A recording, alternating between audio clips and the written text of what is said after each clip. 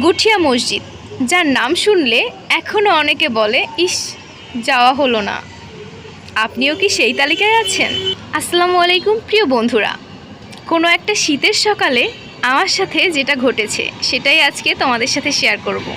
সেদিন বাসা থেকে রওনা করেছিলাম বরিশাল যাওয়ার উদ্দেশ্যে।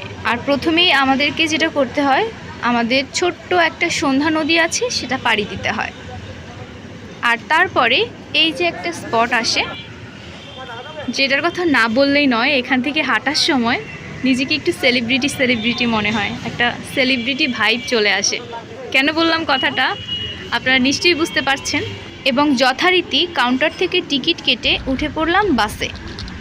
আর সবচেয়ে সুন্দর এবং আকর্ষণীয় যে বিষয়টা, সেটা হচ্ছে আমরা স্বরূপকাঠি এবং বানারীপাড়া রুটে যারা আছি তারা প্রতিনিয়ত যতবার বরিশালে যাতায়াত করি বাসে, ততবার গুঠিয়া মসজিদ, দুর্গাসাগর, এগুলো সব কিছুর সাথে প্রত্যেকবার দেখা হয়। সো এই একটা জায়গা থেকে আমরা স্বরূপকাঠি এবং বানারীপাড়া রুটের যারা আছি তারা কিন্তু অনেক লাকি, তাই না?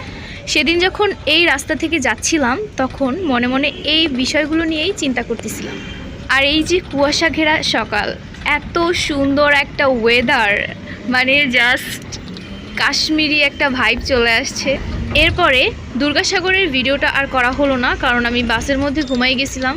কারণ সেই অনেক সকালবেলা ঘুম থেকে উঠে বাস ধরার জন্য অনেক তাড়াতাড়ি ছুটে আসছি।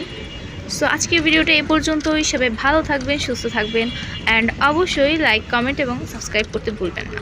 আল্লাহ হাফেজ।